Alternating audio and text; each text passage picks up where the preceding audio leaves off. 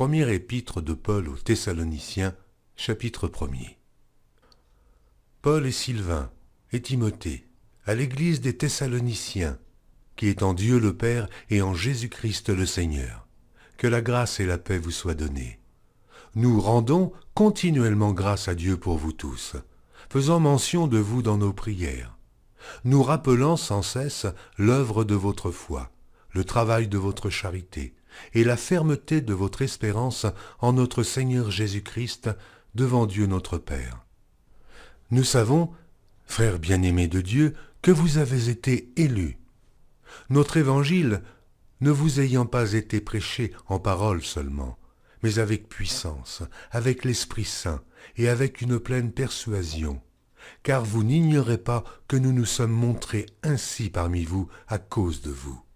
Et vous-même, vous avez été mes imitateurs et ceux du Seigneur, en recevant la parole au milieu de beaucoup de tribulations avec la joie du Saint-Esprit, en sorte que vous êtes devenus un modèle pour tous les croyants de la Macédoine et de l'Achaïe. Non seulement, en effet, la parole du Seigneur a retenti chez vous dans la Macédoine et dans l'Achaïe, mais votre foi en Dieu s'est fait connaître en tout lieu, de telle manière que nous n'avons pas besoin d'en parler.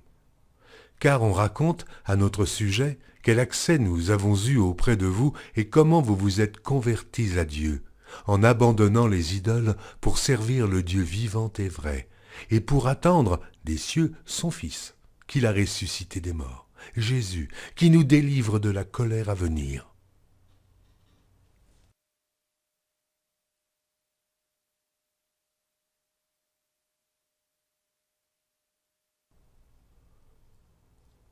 Première épître de Paul aux Thessaloniciens, chapitre 2. Vous savez vous-même, frères, que notre arrivée chez vous n'a pas été sans résultat.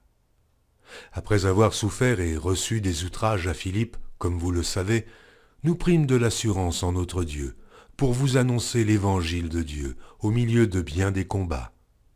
Car notre prédication ne repose ni sur l'erreur, ni sur des motifs impurs, ni sur la fraude, mais selon que Dieu nous a jugés dignes de nous confier l'Évangile. Ainsi, nous parlons non comme pour plaire à des hommes, mais pour plaire à Dieu, qui sonde nos cœurs. Jamais, en effet, nous n'avons usé de paroles flatteuses, comme vous le savez. Jamais nous n'avons eu la cupidité pour mobile, Dieu en est témoin. Nous n'avons point cherché la gloire qui vient des hommes, ni de vous, ni des autres. Nous aurions pu nous produire avec autorité, comme apôtres de Christ. Mais nous avons été pleins de douceur au milieu de vous, de même qu'une nourrice prend un tendre soin de ses enfants. Nous aurions voulu, dans notre vive affection pour vous, non seulement vous donner l'évangile de Dieu, mais encore nos propres vies, tant vous nous étiez devenus chers. Vous vous rappelez, frères, notre travail et notre peine, nuit et jour à l'œuvre, pour n'être à charge à aucun de vous. Nous vous avons prêché l'évangile de Dieu. Vous êtes témoins, et Dieu l'est aussi, que nous avons eu envers vous qui croyez une conduite sainte, juste et irréprochable. Vous savez aussi que nous avons été pour chacun de vous ce qu'un père est pour ses enfants, vous exhortant, vous consolant, vous conjurant de marcher d'une manière digne de Dieu qui vous appelle à son royaume et à sa gloire. C'est pourquoi nous rendons continuellement grâce à Dieu de ce qu'en recevant la parole de Dieu que nous vous avons fait entendre, vous l'avez reçue non comme la parole des hommes, mais ainsi qu'elle l'est véritablement, comme la parole de Dieu qui agit en vous qui croyez. Car vous, frères, vous êtes devenus les imitateurs des églises de Dieu qui sont en Jésus-Christ dans la Judée, parce que vous aussi, vous avez souffert de la part de vos propres compatriotes les mêmes maux qu'elles ont souffert de la part des Juifs. Ce sont ces Juifs qui ont fait mourir le Seigneur Jésus et les prophètes, qui nous ont persécutés, qui ne plaisent point à Dieu et qui sont ennemis de tous les hommes, nous empêchant de parler aux païens pour qu'ils soient sauvés, en sorte qu'ils ne cessent de mettre le comble à leurs péchés. Mais la colère a fini par les atteindre.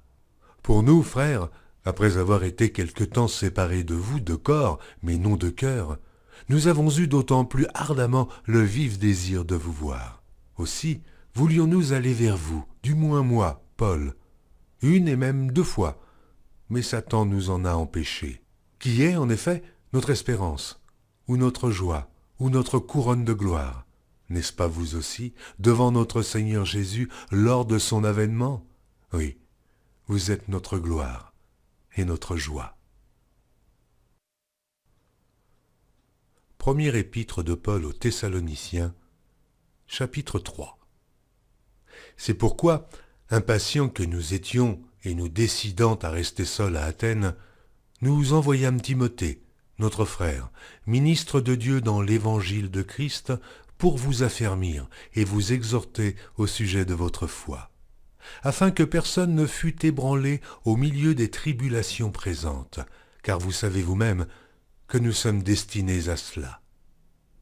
Et lorsque nous étions auprès de vous, nous vous annoncions d'avance que nous serions exposés à des tribulations, comme cela est arrivé et comme vous le savez. Aussi, dans mon impatience, j'envoyai m'informer de votre foi dans la crainte que le tentateur ne vous eût tenté et que nous n'eussions travaillé en vain. Mais Timothée, récemment arrivé ici de chez vous, nous a donné de bonnes nouvelles de votre foi et de votre charité, et nous a dit que vous avez toujours de nous un bon souvenir, désirant nous voir comme nous désirons aussi vous voir. En conséquence, frères, au milieu de toutes nos calamités et de nos tribulations, nous avons été consolés à votre sujet à cause de votre foi. Car maintenant nous vivons, puisque vous demeurez fermes dans le Seigneur. Quelles actions de grâce, en effet, nous pouvons rendre à Dieu à votre sujet, pour toute la joie que nous éprouvons à cause de vous devant notre Dieu. Nuit et jour, nous le prions avec une extrême ardeur de nous permettre de vous voir et de compléter ce qui manque à votre foi. Que Dieu lui-même, notre Père et notre Seigneur Jésus aplanissent notre route pour que nous allions à vous. Que le Seigneur augmente de plus en plus parmi vous et à l'égard de tous cette charité que nous avons nous-mêmes pour vous, afin d'affermir vos cœurs, pour qu'ils soient irréprochables dans la sainteté devant Dieu notre Père, lors de l'avènement de notre Seigneur Jésus avec tous ses saints. Première épître de Paul aux Thessaloniciens, chapitre 4. Au reste, frères, puisque vous avez appris de nous comment vous devez vous conduire et plaire à Dieu, et que c'est là ce que vous faites, nous vous prions et nous vous conjurons au nom du Seigneur Jésus de marcher à cet égard de progrès en progrès. Vous savez en effet quels préceptes nous vous avons donnés de la part du Seigneur Jésus. Ce que Dieu veut, c'est votre sanctification, c'est que vous vous absteniez de l'impudicité, c'est que chacun de vous sache posséder son corps dans la sainteté et l'honnêteté, sans vous livrer à une convoitise passionnée comme font les païens qui ne connaissent pas Dieu. C'est que personne n'use envers son frère de fraude et de cupidité dans les affaires, parce que le Seigneur tire vengeance de toutes ces choses, comme nous vous l'avons déjà dit et attesté. Car Dieu ne nous a pas appelés à l'impureté, mais à la sanctification. Celui donc qui rejette ses préceptes ne rejette pas un homme, mais Dieu, qui vous a aussi donné son Saint-Esprit. Pour ce qui est de l'amour fraternel, vous n'avez pas besoin qu'on vous en écrive, car vous avez vous-même appris de Dieu à vous aimer les uns les autres. Et c'est aussi ce que vous faites envers tous les frères dans la Macédoine entière.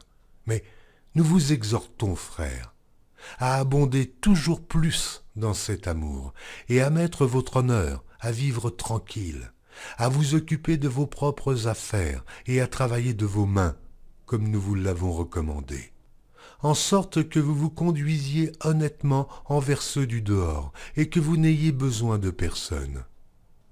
Nous ne voulons pas, frères, que vous soyez dans l'ignorance au sujet de ceux qui dorment, afin que vous ne vous affligiez pas comme les autres qui n'ont point d'espérance. Car si nous croyons que Jésus est mort et qu'il est ressuscité, croyons aussi que Dieu ramènera par Jésus, et avec lui, ceux qui sont morts. Voici en effet ce que nous vous déclarons d'après la parole du Seigneur. Nous les vivants, restés pour l'avènement du Seigneur, nous ne devancerons pas ceux qui sont morts. Car le Seigneur lui-même, à un signal donné, à la voix d'un archange et au son de la trompette de Dieu, descendra du ciel, et les morts en Christ ressusciteront premièrement. Ensuite, nous les vivants qui serons restés, nous serons tous ensemble enlevés avec eux sur des nuées à la rencontre du Seigneur dans les airs, et ainsi nous serons toujours avec le Seigneur. Consolez-vous donc les uns les autres par ces paroles. Première épître de Paul aux Thessaloniciens, chapitre 5.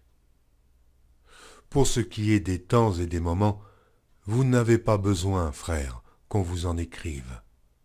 Car vous savez bien vous-même que le jour du Seigneur viendra comme un voleur, dans la nuit.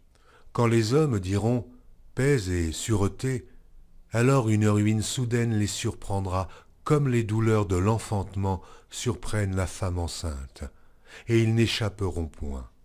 Mais vous, frères, vous n'êtes pas dans les ténèbres, pour que ce jour vous surprenne comme un voleur. Vous êtes tous des enfants de la lumière et des enfants du jour.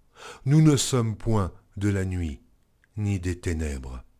Ne dormons donc point comme les autres, mais veillons et soyons sobres. Ceux qui dorment, dorment la nuit, et ceux qui s'enivrent, s'enivrent la nuit.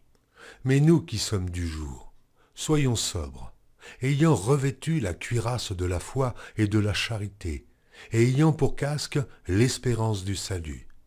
Car Dieu ne nous a pas destinés à la colère, mais à l'acquisition du salut par notre Seigneur Jésus-Christ, qui est mort pour nous, afin que, soit que nous veillions, soit que nous dormions, nous vivions ensemble avec lui. C'est pourquoi, exhortez-vous réciproquement et édifiez-vous les uns les autres comme en réalité vous le faites.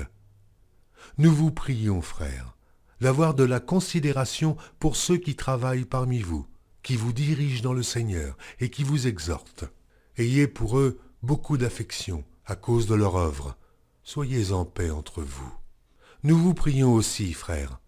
Avertissez ceux qui vivent dans le désordre, consolez ceux qui sont abattus, supportez les faibles, usez de patience envers tous.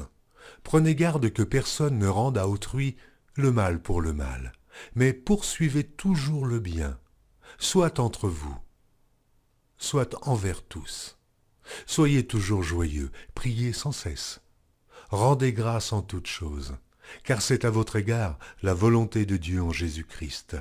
N'éteignez pas l'esprit, ne méprisez pas les prophéties, mais examinez toutes choses, retenez ce qui est bon. Abstenez-vous de toute espèce de mal. Que le Dieu de paix vous sanctifie lui-même tout entier, et que tout votre être, l'esprit, l'âme et le corps, soit conservé irrépréhensible lors de l'avènement de notre Seigneur Jésus-Christ. Celui qui vous a appelé est fidèle, et c'est lui qui le fera. Frères, priez pour nous. Saluez tous les frères par un saint baiser. Je vous en conjure par le Seigneur, que cette lettre soit lue à tous les frères. Que la grâce de notre Seigneur Jésus-Christ soit avec vous.